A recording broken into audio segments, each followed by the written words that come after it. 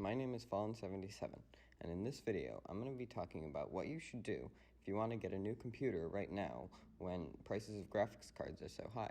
In the meantime, while you wait for graphics card prices to drop, probably the best thing to do is to buy a CPU with an on-built graphics card. So you don't have to buy a dedicated graphics card, and the onboard graphics will be able to play your best games at a reasonable frame rate while you wait for your dedicated graphics card to come down in price so you can buy it.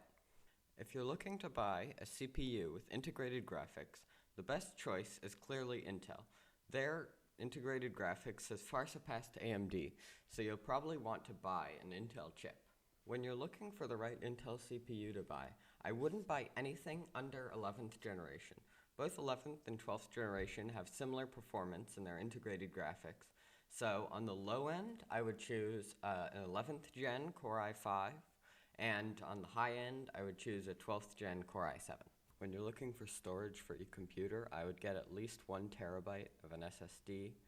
I would go with 16 gigabytes or more of RAM and a pretty beefy air cooler if you're going with an air cooler, but if it's a liquid cooler, then most of them will be pretty good.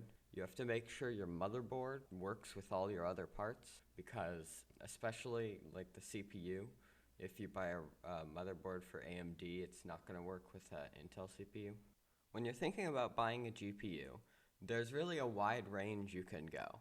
If you are really on a budget, this GTX 1650 is probably the best option. But if you're going to buy a more beefy GPU, I would go with something like a 3060 or a 3080. I wouldn't go for 3090 because it was surpassed by the 3080 Ti, which is less expensive. But really, the graphics card depends on what performance you want to get. Speaking of performance, I'm going to be showing the frame rates I get in 6 different games, which are Trailmakers, Scrap Mechanic, Minecraft Bedrock, and Minecraft Java, along with Minecraft Java with some mods, and Splitgate. For these games, you should know that I've optimized a lot of the settings to make sure they would run at some pretty good frame rates. So you may not be able to get the same frame rates if you want to crank up the settings. So the first game we have is Splitgate. For this game, I was able to get around 85 frames per second in the 2 matches that I did. The next game we have is Minecraft Java. In Minecraft Java, I was able to get an average of 115 frames per second.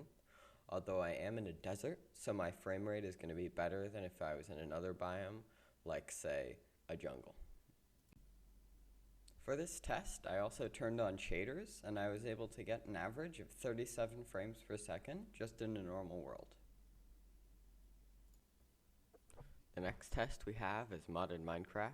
This pack I made has quite a few mods in it, and as you can see, it's a bit of a performance hit. We have 65 frames per second on average in this test, compared to the 115 we were getting before in just normal Minecraft. Our next test is Minecraft Bedrock. In this test, I got an average of 165 frames per second, although that is the refresh rate of my monitor, and Minecraft Bedrock caps the frame rate at whatever your monitor can produce, so it most likely would be able to go higher. The next game we have is Trailmakers, and in this one I was able to get an average of 70 frames per second. After that, we have Scrap Mechanic. In this game, I got an average of 37 frames per second, so this one, aside from Minecraft shaders, is the most demanding. So that brings an end to my video.